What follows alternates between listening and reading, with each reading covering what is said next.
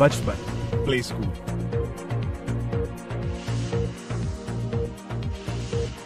Exercise 1.2 का question number 1 है, जिसमें कह रहा है state whether the following statement are true और फॉल्स। हमें बताना है कि जो स्टेटमेंट नीचे दे रखे हैं ट्रू हैं या फॉल्स हैं, और आंसर का जस्टिफिकेशन भी दे रहे हैं। ठीक है, तो फर्स्ट है हमारा every irrational number is a real number. क्या सभी इरेशनल नंबर रियल नंबर होते हैं?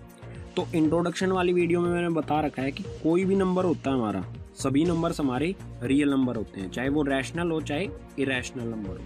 कोई भी नंबर जिसको हम लाइन पर शो कर सकते हैं, ठीक है, बीच में होता है 0, इधर 1 2 -1 -2।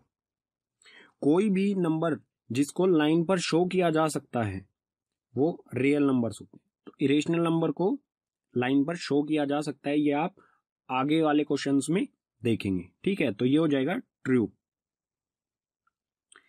नेक्स्ट है every point on number line is of the form root m where m is a natural number. कि नंबर लाइन पर कोई भी पॉइंट जो है वो रूट m की फॉर्म में होगा। ठीक है, और जहां पर m नेचुरल नंबर होगा। ठीक है, अगर m नेचुरल नंबर है तो ये हो जाएगा हमारा फॉल्स। फॉल्स किस तरह से होगा? नेचुरल नंबर नेगेटिव नहीं होते हैं कभी भी, और नंबर लाइन पर हमारे नंबर्स जो होते हैं वो पॉजिटिव भी होते हैं और नेगेटिव भी होते हैं। ठीक है, तो नेचुरल नंबर 1 2 3 होते हैं, -1 2 3 नहीं होते हैं। ठीक है, तो ये हो गया फॉल्स। थर्ड क्या कह रहा है? Every real number is an irrational number.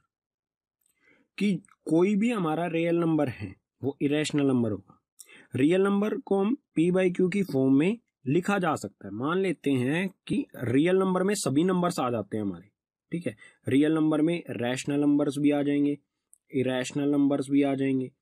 तो रियल नंबर में ये दोनों नंबर्स आ जाते हैं। क्या रियल नंबर मतलब ये हमारे रियल नंबर है, क्या ये रैशनल और इरेशनल नंबर ही हैं? तो ये हो गया फॉल्स। ठीक है, तो क्वेश्चन होता है हमारा कंप्लीट, बिल्कुल बेसिक सा क्वेश्चन था। आगे चलते हैं, मतलब नेक्स्ट वीडियो देखेंगे आप। ठीक है, अभी के लिए इस क्वेश्चन में इतना ही।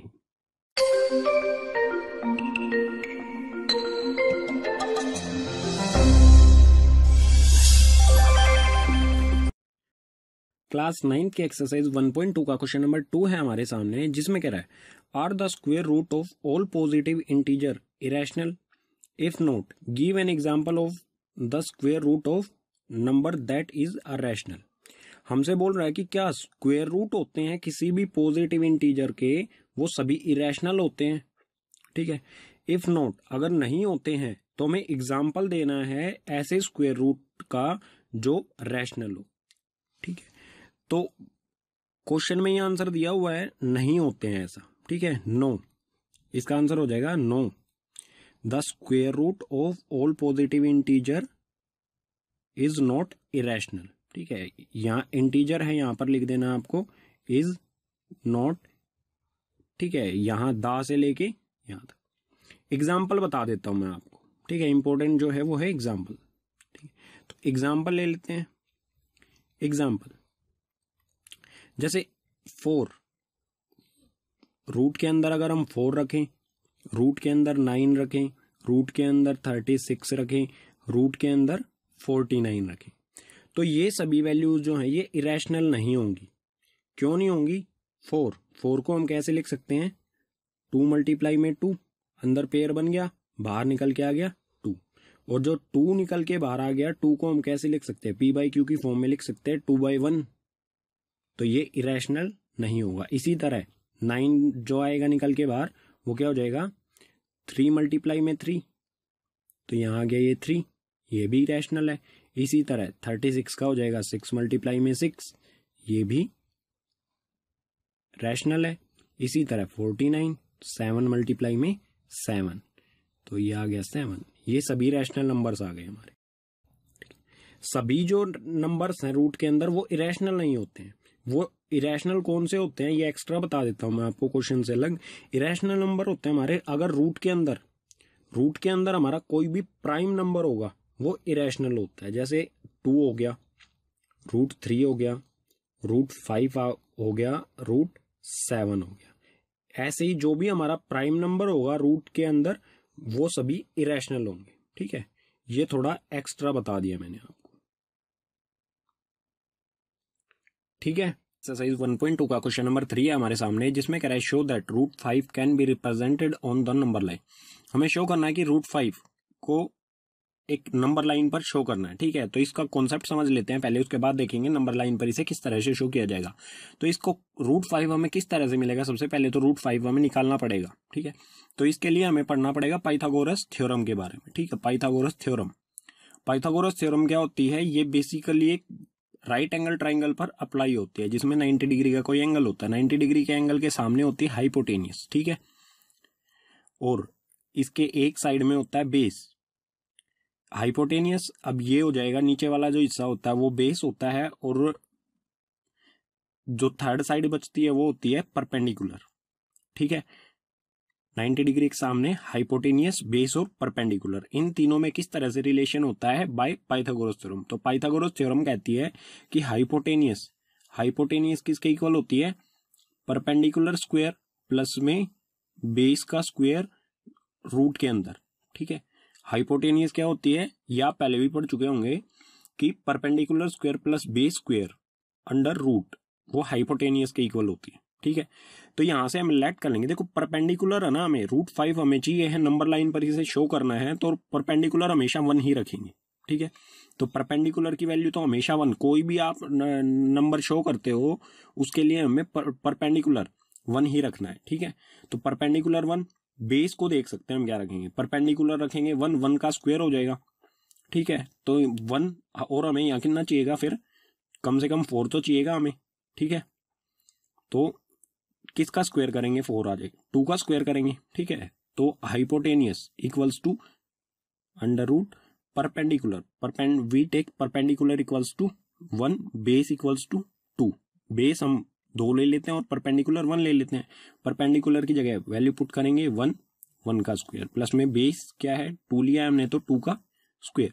तो हाइपोटेनियस क्या आएगा, 1 का स्क्वायर क्या होता है, 1 का स्क्वायर 1 ही होता है, और 2 का स्क्वायर होता है 4। इन दोनों को ऐड करेंगे तो 1 + 4 इक्वल्स टू रूट 5। रूट 5 हमें मिल गया। ठीक है, अब इसे नंबर लाइन पर किस तरह से शो करेंगे, एक ट्राइंगल की मदद से, मतलब जो हाइपोटेनियस होगी हमें वो रूट 5 आएगी हमारी। ठीक है, ये आ गया रूट 5। ठीक है, यहां से हाइपोटेनियस आई है रूट 5। तो इस हाइपोटेनियस को हमें इस लाइन पर, नंबर लाइन पर ड्रॉ करना है। तो नंबर लाइन आपको पता ही है, एक लाइन खींच लीजिए, उस पे 1 यूनिट डिस्टेंस मतलब 1 सेंटीमीटर के डिस्टेंस पे ऐसे मार्क कर दीजिए जगह जगह पर लाइन। कोई भी एक पॉइंट को हम ओरिजिन मान लेंगे, 0 जिसे कहते हैं। ठीक है, और -1 इधर हो जाएगा, 1 2 3 4 5 6, इस तरह से ये हमारा नंबर काउंटिंग मतलब इंटीजर्स इस पर शो होंगे। अब 0 से ले लेंगे हम बेस हमें कितना लेना है, 2 यूनिट। तो बेस 2 यूनिट मतलब यहां से लेके 1 यूनिट ये हो गया और 1 यूनिट ये हो गया। ठीक है, 2 यूनिट डिस्टेंस मतलब यहां से यहां तक, 0 से 2 तक हो गया 2 यूनिट डिस्टेंस। ठीक है, ये ले लेंगे, और 2 यूनिट के बाद हमें एक परपेंडिकुलर ड्रॉ करना है। ठीक है, तो यहां पर हम एक परपेंडिकुलर ड्रॉ करेंगे, कितना, 1 यूनिट। तो डी की मदद लेंगे, यहां पर 90 डिग्री का एंगल बनाएंगे, 1 यूनिट उससे एक्सटेंड कर देंगे। बेस हुआ था हमारा 2 यूनिट, परपेंडिकुलर हुआ 1 यूनिट। उसके बाद क्या करेंगे, ओ मतलब इस पॉइंट को लेट कर लेते हैं, ये ओ ले लेते हैं, ये ए कर देते हैं, ये बी ले लेते हैं। ठीक है, अब ओ बी को मिलाएंगे हम, ओ बी को कर देंगे ज्वाइन। ये हमने ओ बी को ज्वाइन कर दिया, ये 2 1 यहाँ पर 90 डिग्री मतलब ये क्या है, एक राइट एंगल है, तो ये क्या होगा हमारा ओ बी क्या होगा, रूट 5। ठीक है, रूट 5 हो गया। लेकिन ये पॉइंट जो है हमारा ओ बी, ये नंबर लाइन पर तो नहीं है, इसे इतनी ही लंबाई नंबर लाइन पे हम कैसे निकालेंगे। तो आपको यहाँ पर कंपास की जरूरत पड़ेगी, प्रकार की कंपास की जो टिप होती है उसको रखेंगे ओ पॉइंट पर, और पेंसिल को इस पॉइंट तक। ठीक है, और यहाँ पेंसिल को रख के इसको कुछ इस तरह से सर्कल की तरह ड्रॉ कर देना, हमें एक आर्क बना देनी है इस तरह से। ठीक है, आर्क जहां भी इस पॉइंट को मतलब मेन लाइन को जहां पर जिस भी पॉइंट पर टच करेगी, इस पॉइंट पर टच कर रही है तो इसको लेट कर लेंगे, ये पॉइंट हो गया डी। ठीक है, और ओडी क्या होगा हमारा, ओडी इक्वल्स टू ओबी। जो हमारी OD लाइन होगी ये OD इस पॉइंट तक और OB ये इक्वल होंगी, क्योंकि एक सर्कल आर्क जो होता है सेंटर से दोनों सेम दूरी पर होते हैं, ठीक है। तो OB equals to OD, OB कितना है OD और OB इक्वल होंगे, दोनों किसके इक्वल होंगे, √5 के। तो हमें √5 शो करना था नंबर लाइन पर, √5 कहां पर है, D पॉइंट पर, ठीक है। अब देख लेते हैं इसको कॉपी में किस तरह से करना है आपको, बिल्कुल मैं बना के दिखाता हूं किस तरह से इसे आपको कॉपी में करना है, ठीक है। तो कॉन्सेप्ट आप समझ ही चुके हैं कि √5 को नंबर लाइन पर किस तरह से शो किया जाता है। मैं बताता हूं आपको कॉपी पे किस तरह से करना है। तो उसके लिए जरूरत पड़ेगी हमें स्केल, D, पेंसिल की जगह पर मैं स्केच पेन का यूज कर रहा हूं और कंपास, ठीक है। तो सबसे पहले क्या करते हैं, एक नंबर लाइन ड्रॉ कर लेते हैं। तो ये स्केल लेते हैं, स्केल से नंबर लाइन ड्रॉ कर, एक लाइन ड्रॉ कर लेते हैं, ठीक है। किसी भी लेंथ की कोई लाइन ड्रॉ कर लेनी है, उस पर 1 सेंटीमीटर के डिस्टेंस पर हमें मार्क कर देना है। तो ये 1 सेंटीमीटर पर मैं हर जगह मार्क कर देता हूं जहां पर भी 1 सेंटीमीटर कंप्लीट हो रहा है, ठीक है। किसी भी पॉइंट को आपको ले लेना है 0 O, ठीक है, ओरिजिन जहां से लाइन शुरू होती है, ओरिजिन। इसके इधर क्या होता है -1, इधर होता है 1 2 3 4 और 5। अब हमें क्या करना था, कॉन्सेप्ट क्या था हमारा, base equals to 2 unit. Base हमें 2 यूनिट लेना है, तो 0 से शुरू करेंगे, 0 से 1 और 2 यहां तक, मतलब यहां से लेके यहां तक हमारा कितना डिस्टेंस हो गया, 2 यूनिट, ठीक है। अब परपेंडिकुलर कितना था, 1 यूनिट। तो परपेंडिकुलर ड्रॉ करेंगे यहाँ पर, 2 जो है हमारा यहाँ पर, ठीक है, यहाँ पर हम एक परपेंडिकुलर ड्रॉ करेंगे जो 1 सेंटीमीटर तक जिसकी हाइट होगी। ये मैंने निशान लगाया और इसे 1 सेंटीमीटर तक एक्सटेंड कर देते हैं लाइन को। तो 6 से शुरू करूंगा 5 तक, ठीक है, 1 सेंटीमीटर हो जाएगा। ये हो गया 1 सेंटीमीटर का परपेंडिकुलर, ठीक है। अब इनको पॉइंट्स को नाम दे देते हैं, ठीक है। ये A पॉइंट, ये B पॉइंट। तो OB को ज्वाइन करेंगे, तो OB को ज्वाइन करने पर हमें मिलेगा OB इक्वल्स टू √5, ठीक है। ये आ गया √5, क्योंकि बेस हमारा, इस पर पाइथागोरस अप्लाई करेंगे तो ये √5 आएगा, ठीक है। अब ये OB जो है ये हमारा नंबर लाइन पर तो है नहीं, ये पॉइंट ऊपर है, OB ऊपर है, इस लाइन पर इसे कैसे लेके आएंगे इस लेंथ को, इसके लिए जरूरत पड़ेगी कंपास की। आपको क्या करना है, O पॉइंट पर आपको टिप रखनी है इसकी कंपास की, और B तक इसे एक्सटेंड कर लेना है, ठीक है। ये रख दिया हमने, B तक इसे एक्सटेंड करके इसे एक आर्क लगा देनी है मेन लाइन की तरफ हमारे, ये लगा दो। तो A पॉइंट ये हो गया जहां पर इस आर्क ने इस लाइन को इंटरसेक्ट किया, मतलब इस लाइन पे जहां पर भी ये टच हुई, ये पॉइंट हो जाएगा D। तो OD जो होगी हमारी वो होगी, ठीक है,